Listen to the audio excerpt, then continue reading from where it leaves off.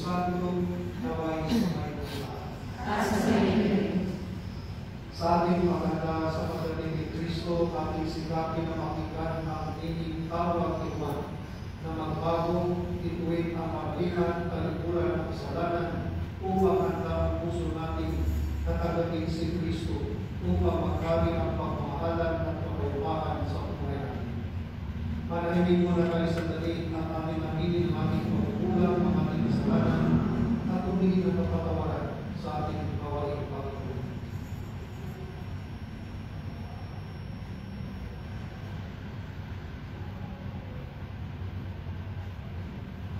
Inamin po sa inyo aming mga kapatid, na magpapasalamat sa kasalanan, sa isip, sa salita, sa gawa, at sa aking pagkukulang.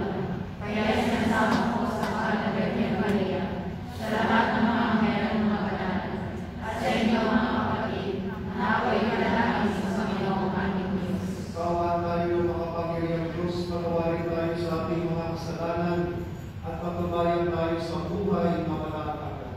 Amen.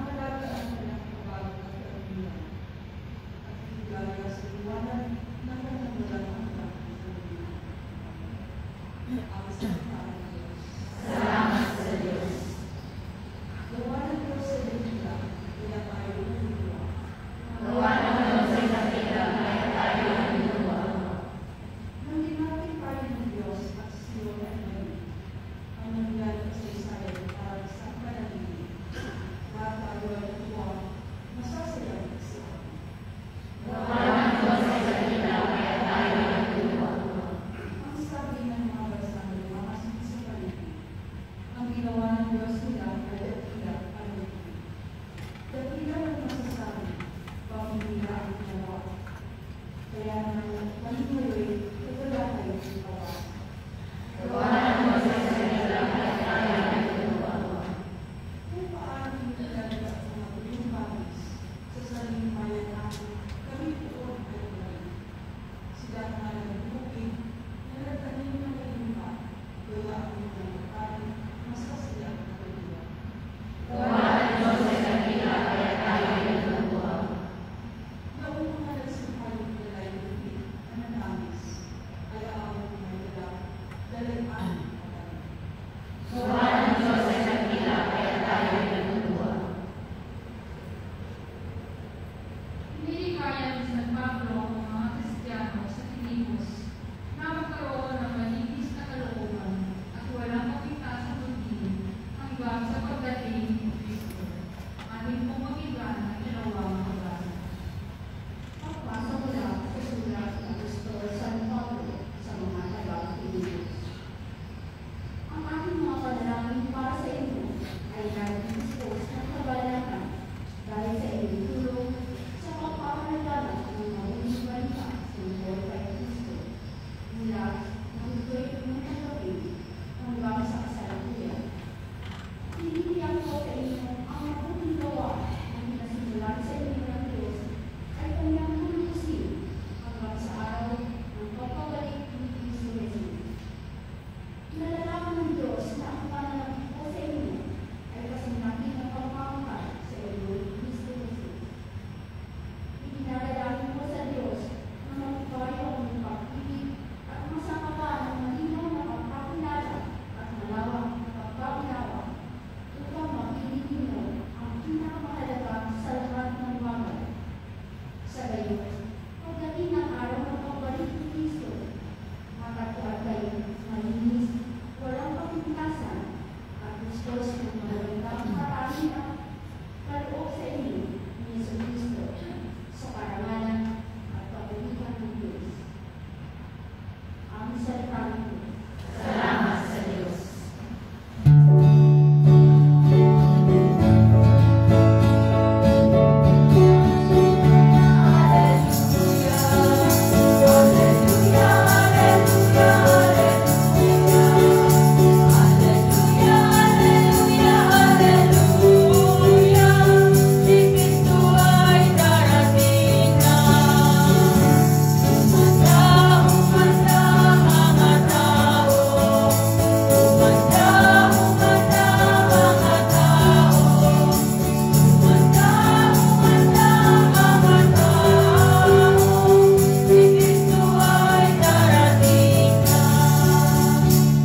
Saan po natin na tumirin handa sa Kanya, pagpupos niya ay makikita.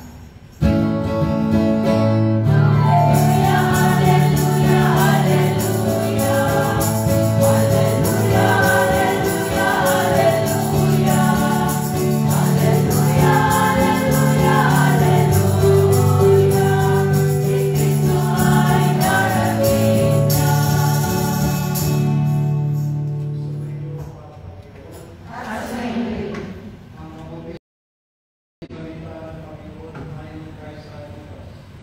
puri sa iyo, Panginoon. Ika-15 taon noon ng pag-aaring ni Emperador Tiberio, si Poncio Pilato ay gobernador sa Judea, si Herodes ang triparca sa Galilea, at ang kapatid naman niyang si Felipe sa lupain ng Ituria at Tripolini. Si Lisanias ang triparca sa Abilia. Sina Anas at Caipas naman ang mga pinakapulong sa sacerdote noon. Nang panahon iyon, nasa ilang si Juan na anak ni Zacarias. Dumating sa kanya ang salita ng Diyos, kaya tinipon niya ang mga lupain sa magkabilang panig ng Jordan at ng Aral. Pagsisihan ninyong talikdan ang inyong mga kasalanan at pamilya kayo upang kayo'y matawari ng Diyos. Ika niya. Sa gayoy,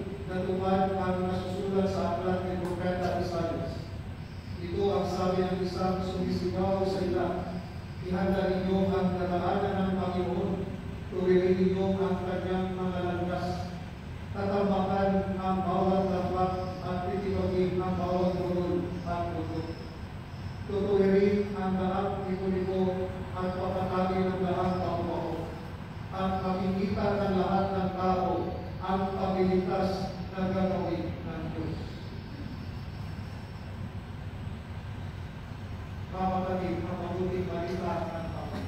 Pinupuri ka namin, Panginoong Jesucristo. Ang aking pansin sa ating Evangelyo, may mga pangalan at may ika-15 taon noong pamahahay ni Emperador Gregorio, si Poncio Pilato, ang gobernador sa Judea, si Herodes, si Felipe, at Isaias. Ano ba yung koneksyon, yung mga pangalan ito noon sa ating pambasa? Meaning, itong mga tao ito ay talagang nangyari ito. Historical person. Ibig sabihin, talagang nandun sila, buhay sila, part of the history. So, ipinakita nito na si Juan Bautista ay totoo rin. Hindi lang siya kakag-isip. Yung kapaganakan ng Panginoon ay totoo rin. Hindi imagination. Hindi ko natin Mickey Mouse, imagination si Mickey Mouse. Diba? Hindi naman totoo yan. So, sinabi dito sa ang connection dito, bakit may mga pangalan para to tell us na yung si Juan Bautista ay talagang nag-exist doon at that time. At si Jesus ay totoo. Yung si Maria, yung nagluto si Maria ay totoo. Yun ang punto dito ni San Lucas. Bakit may mga pangalan at may taon to tell us the reality, historicity of John the Baptist. At tinawag na si Juan Bautista dahil sa unang tipas kay Propeta Isaias ay meron ng prophecy na yung voice in the wilderness. At si Juan na ito. That's why sabi na dito sa ating pagbasa, nasa noong panahon niyon, nasa ilang si Juan na anak ni Zacarias, dumating sa kanya ang salita ng Diyos. Kaya tinibot niya ang lupain at sa magkabilang panig ng bundad at nagaran. So si Juan ay ginamit ng Diyos para ihanda yung tao sa pagdating ng Panginoon. That's why ang mensahe ni Juan, pagsisiyan niyo talindan ng iyong mga kasalanan at paghingan kayo upang kayo'y patawarin ng Diyos. So si Juan, ang kanyang misyon ay paghahanda sa mga tao para pagdating ng Panginoon. That's why Precursor, naghahanda si Juan, di ba? Pag may mga importanteng tao, like president, dignitaries, pupunta sa isang lugar, ang ginagawa ng lugar na yan, pinaganda. At yung hindi magandang nasisira na nilang mga usalim, talagang pinipinturahan, pinaganda. Dahil ay darating na isang dignitary. So, ganun din, hindi lang si Lord, si Lord dignitary lang siya yung magliligtas. At ang pagdating ng Panginoon, hindi siya pumunta sa isang lugar, at ang lugar na papunta ng Panginoon ay yung puso natin. At so yung maganda natin, yung ating puso ganda natin. Tinamit namin sa lugar yung illustration dito, sabi na dito, tuwirin, din yung kanyang mga landas, tatapakan ng bawat lambak, at itibagin ang bawat uron at tulog. Tutuwirin ang daating lubog at patatagin ang daapang mako. Ibig sabihin, kung literal to, kung kanyang sa ito, karaming mundo, ibig sabihin, yung buhay natin, tutuwirin natin. Kahit pagdating ni Lord, hindi si Lord pupunta kung anong particular lugar, ang papunta ng Panginoon ang puso natin. Hindi mapapasok ang Diyos sa buhay natin at maraming maungkabo at maraming bundok. Ibig sabihin na bundok na pride, yung hindi nagpapatawad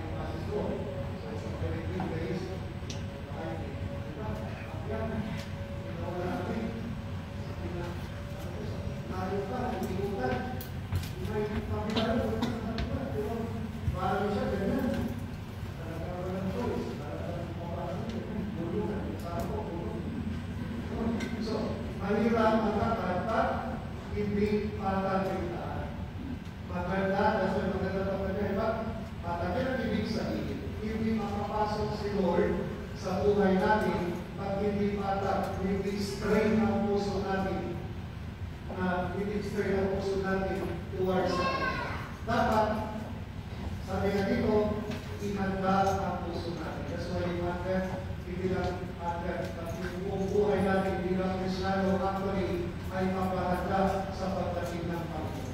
Kung tunay tayo sinasabuhay ng ating pagka-Kristiyano, sinasabuhay ng ating pananampalataya, yun ay ang paghahanda natin sa pagdating ng Panginoon. Kasi hindi lang natin yung Christmas, pagdating na siya, yung kanyang first coming, the Word made flesh. Dumating na yun, yung Pasko. Pero may isa pang coming, second coming, na hindi pa natin alam. That's why maghanda tayo palagi sa kanyang ikalawa pagdating. So, ang paghahanda pala, pag sinasabuhay natin yung ating pananampalataya, pag sinasabuhay natin yung pangako sa Kanya, yun ang paghahanda. Kung darating na ng Panginoon, hindi na tayo natakot dahil ang pamumuhay natin bilang Kristiyano ay isang paghahanda. So, ito yung challenge natin. So, maganda, hindi lang na external. Ngayon, maraming paghahanda, tayo, madod-madod, maraming celebration sa Pilipinas. Okay naman yun, pero mas maganda yung paghahanda sa puso natin. Kasi pag external yan, ang labas, mapapagod din tayo. Pero pag natin ang puso natin, pag si Lord ang nasa puso natin, hindi ka mapapagod. Dahil ang energy natin si Lord. Pag yung paglabas na, nagpapadala tayo, tapos yung energy natin, kung may magpapasalamat, energize tayo. Kaya lalo tayo magpadala ulit. Pero kung magpapasalamat, puso So, pero pag si Lord at nasa puso natin, talagang energize tayo. That's why maganda yung paghahanda yung sa puso natin. Sikapin lang sa panahon ng Advento, sana at least meron something na mabago sa buhay natin. Na something na mas maliit lang, na hindi lang tayo manatili next year, walang pagbabago sa buhay. At least maliit lang, imagine mo, every year meron tayong pangako isurrender sa Panginoon yung ating pangpapong buhay. Maybe later on, mabuhay na tayo ang kabanalan. Meron na line up sanctity. So, i-promise mo ni Lord, hindi yung kainahan mo. Huwag kang manatili sa kainahan mo. Hindi ang kalooban ni Lord na manatili ka sa kainahan mo. Gusto ni Lord na mapalaya ka sa kainahan mo para magkamit ka ng tunay na kaligayahan. Okay, ito na talaga ako. Pero sikapin mo, pag hindi mo yan kay Lord, ibibigay mo Lord na. Kaya hindi mo, hindi material, hindi mo at pagbabago mo. At gusto ni Lord na mabuhay siya, hindi mo lang yan. Kasi lang hindi mo hindi. Iba yung hindi natin. Material na bagay.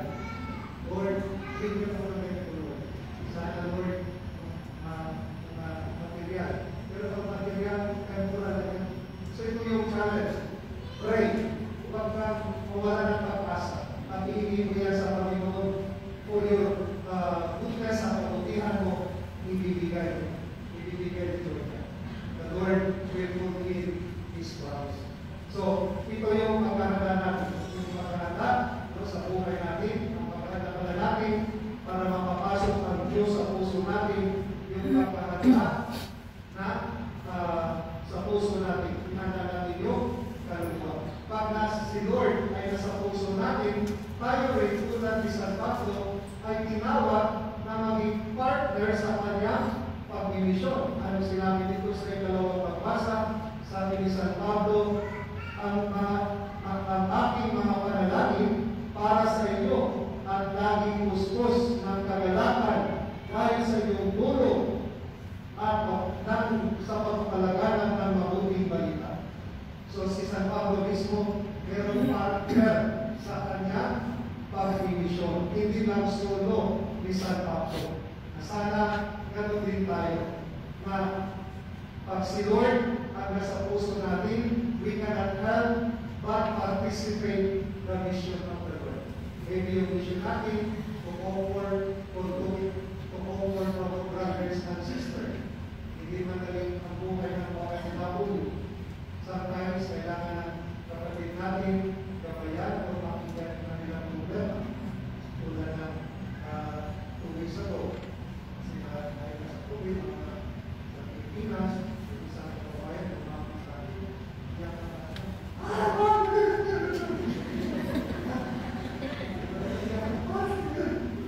yung asawa ko, sabi ko naman, hindi ba, nagpalindan sa akin.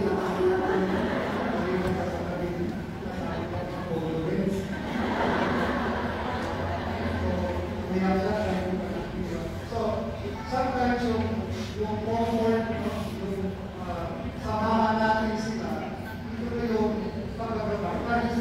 Pag si Kristo ay nasa puso natin, dapat yung ating kilos, yung ating attitude, mag-reflect kay Kristo. Diba? Sabihan mo, anong nasa puso mo, nalamas yan sa pamumuhay mo. Pag si Kristo ang nasa puso mo, dapat nalabas din si Kristo sa kilos mo, sa attitude mo. Kung ang nasa puso mo ay galit, nalabas din yan sa mukha mo. So, kung ang nasa puso, lalabas yan. Kung si Lord ang nasa puso mo, lalabas yan sa mga kilos mo, sa attitude mo. Yan at makikita na talagang buhay si Kristo dahil i-welcome natin si Kristo sa buhay natin. That's why sa ikalawang linggo ng Advento, tayo pinaalalahanan na ang buhay pala ng isang Kristiyano ay buhay pagkakata. Hindi lang during Advent o during Lent, but buong buhay. Habang nabubuhay tayo dito sa mundo ito, ito yung buhay na paghahanda sa tunay nating tahanan, ang kaharian ng Diyos. Ang mundo ito, temporary lang po. Meron tayong tunay na tahanan, forever yun. Dapat nag-struggle tayo dito, nag-mundo, nag-trabaho, para magkabahay. Nag-poging na lang tayo, nag-bahay. Pero, kung naging tapat tayo ngayon, kaya ang buhay natin, temporary lang, sa ating mga tulong sa kapwa, nagpapaaral ka ng pamangkin mo, kapatid mo, tinulungan mo, pati ex-boyfriend mo. Ginamit mo yung buhay mo, pagtulong sa kapwa, hindi ba naman, pero pagdating mo doon sa kabilang buhay, papamansyon at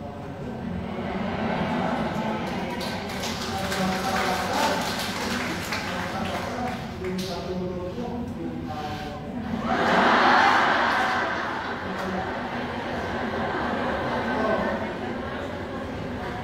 importante naman na meron tayong kasi nagtrabaho tayo dito para magkabahay, para sa mga anak, pero hindi nakapokus yan. Sometimes kung mas trabaho, kung magpapala tayo hindi maganda, hindi ba nagtakaw na para sa lang sa mga tulong. Mali-mali na. Na dapat maging tatama yung hindi tayo makapay dito. Sa mga buhay natin dito, short lang yan. Pagkatapos ito yung sakripisyo nyo, yung hirap nyo, God will reward that. That's why, kaya natin, ang buhay natin, ang Kristiyano sa mundo ito, ay maparada sa tunay na buhay. Buhay na lalaki. Amen. Kasi kayo, ating ipagawa, ating ipagawa, yung mga sa pagkakaya sa Diyos, sa mga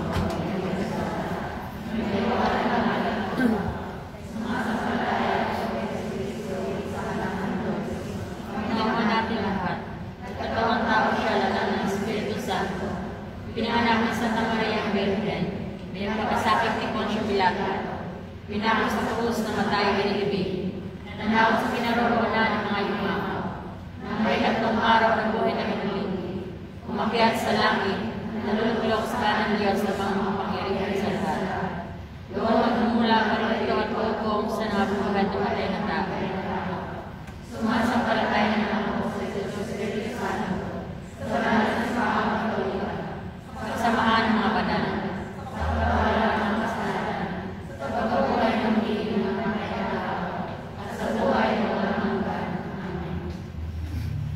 habang tayo'y nanapit sa pagdating ng Panginoon, tumulong tayo sa Diyos Ama upang tayo'y kanyang tulungang tumugon sa panawagan ng Juan Bautista na inangka at umirin ang karaan ng Kristus. Upang ako baba, tayo'y manalangin, mapagpalang Ama, dindig mo kami. Mapagpalang Ama, dindig mo kami. Para sa mga misyonero at mga Panginoon ng aming simbahan, magkaroon nawa sila ng lakas ng loob at takot upang magpili ng mga taong nasa lansangan at nasa dalayan ng lipunan. Manalangin tayo. Mapagpalang Ama, dindig mo kami. Para sa mga namumuno sa aming pamahalaan at yung mayroong katungkulan sa aming pamahalaan, ginawa nila lagi ang kalooban ng Diyos sa pamamagitan ng pagpapatay ng kanilang mga personal na hangarin, korupsyon, bakas at pagpapahuli. Manalangin tayo. Mapagpalang Ama, dindig mo kami. Para sa pagwawakas ng pagganyan dulot ng COVID-19, magkatagpunawa kami ng kapalitan at spiritual na paglago sa salita ng Diyos at hapag ng Eucharistia. Manalangin tayo. Mapagpalang Ama, dindig mo kami. Para sa mga may kapansanan at ang mga nagdurusa, dulot ng sakit na AIDS, magkasumbungawa sila ng kasiyaan at karagdagang lakas sa iyo, O Diyos, sa gitna ng kanilang sakit at paghihirap sa buhay. Manalangin tayo. Mapagpalang Ama, dindig mo kami. Para sa mga yumaong naming kapatid at nangangasawa nila ang kagalakan sa piling ng Kristo, mga hirap mga kabalan, sa bibig ng kanyang kaharian sa langit. Manalangin tayo. Mapagpalang Ama, dindig mo kami. Sa ilang sandali ng nakahimikan, para ipalalangin ang ibang mga pangangailangan ng ating pamahalaan at naging ang ating sarili ng katulungan.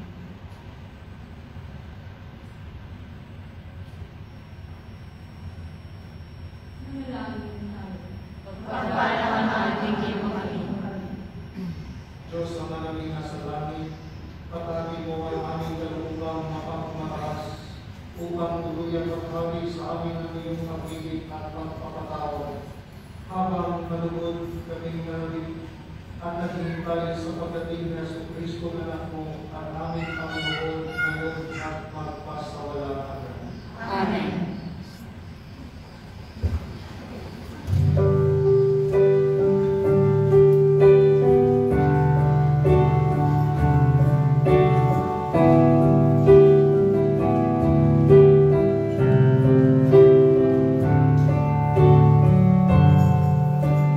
Kunin mo ang alay kong tinapay,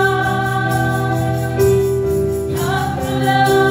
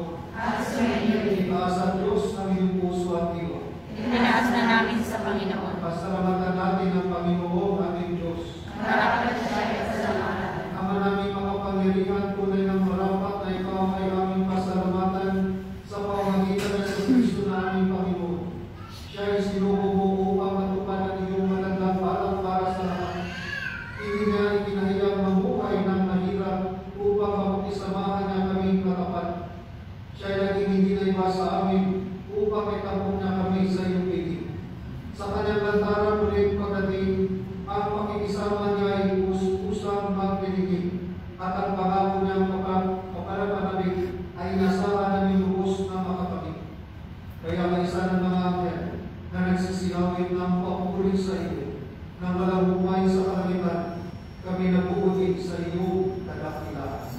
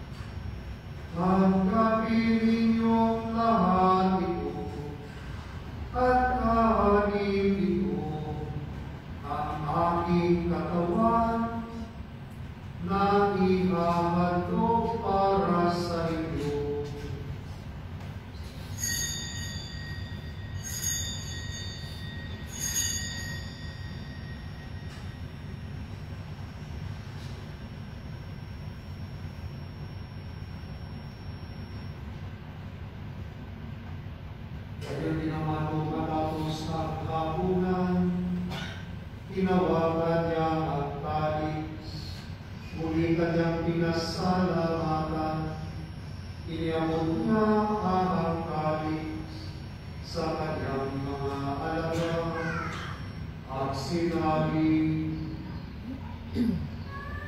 "Tanggapin ninyong lahat ito, at inumin ito ang talis ng aking dugo, nang bago pa walang hanggang tipan, ang aking dugo na iubuhos para sa iyo at para sa lahat, sa ikapagpapatawad ng mga kasalanan."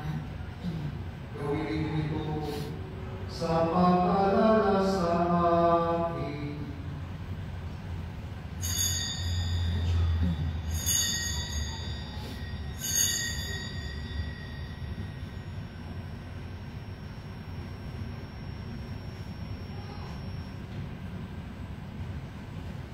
Ipagbuti natin ang misteryo ng pananampalataya.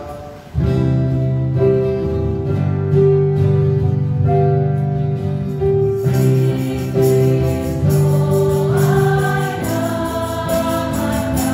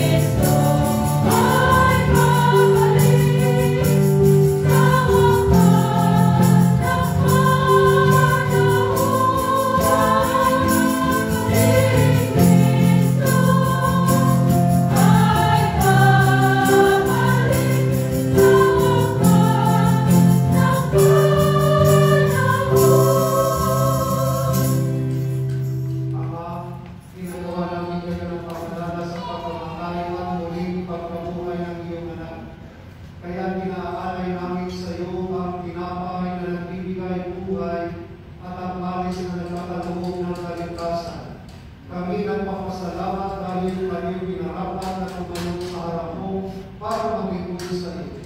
Isinasama namin kami ang sasalo-salo sa katawan ng tubo ni Kristo ay mabulot sa pagkakaisa sa pamamagitan ng Espiritu Santo. Ama, ingapin mo ang iyong simbahan na ganap sa buong daigdig. Puspusin mo kami sa pag-ibig.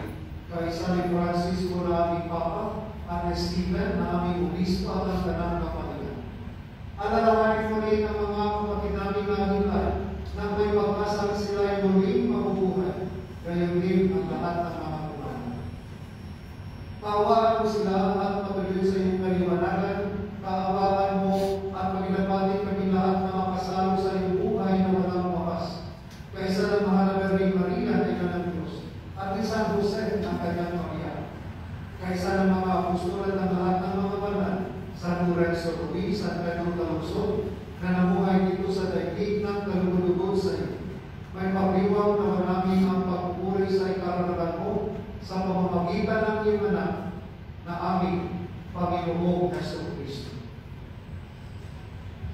Sa pamamagitan ni Kristo, kasama niya at sa Kanya, ang lahat ng karangal at papuri ay sa iyo, Diyos Ama, makapangyarihan, kasama ng Espiritu Santo, magpasawalang hanggan.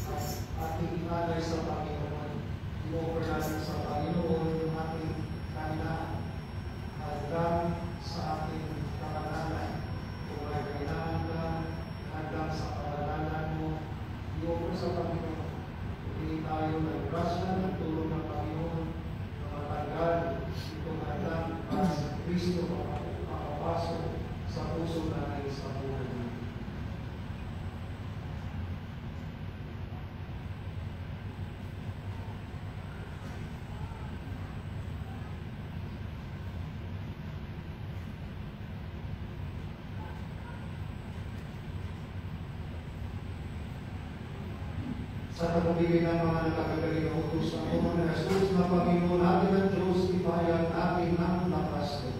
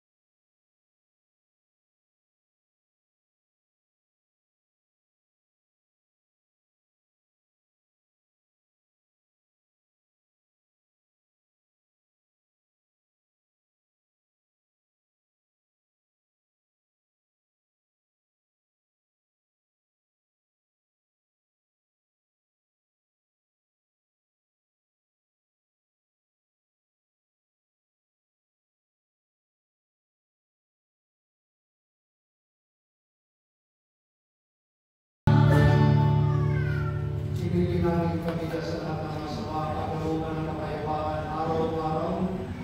sa kasalanan at nilayo sa matang mapahamakan, samantalang aming pinabigyan ang dakilang araw ng mapapahayag ng tagapagligtas namin sa Yesu Kristo.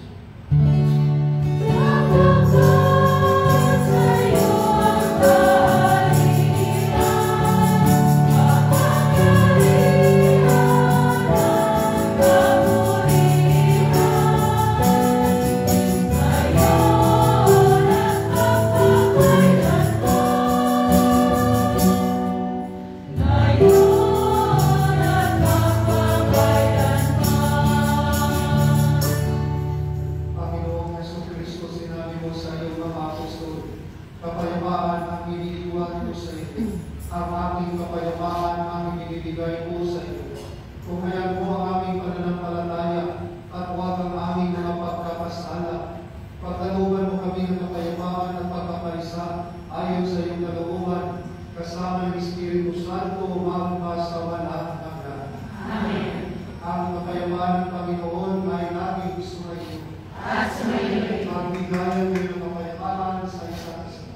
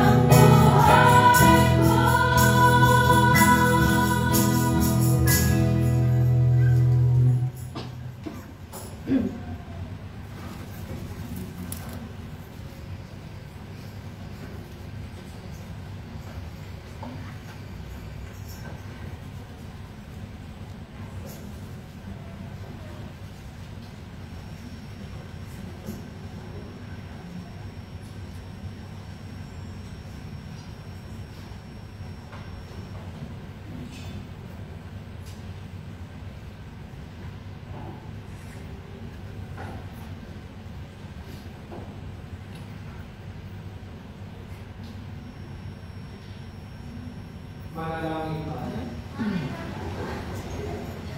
Ama namin mapapahal, kaming pinapakinabangan mo sa iyong banal na salo-salo, ay tulungan mo kumilala sa layunin ng iyong mga lilihan, bagay na dapat namin gamitin upang kami ay sumapit sa iyong piling. Sa pamamagitan ng Jesucristo, kasama ng Espiritu Santo, magpa sa walang hanggan.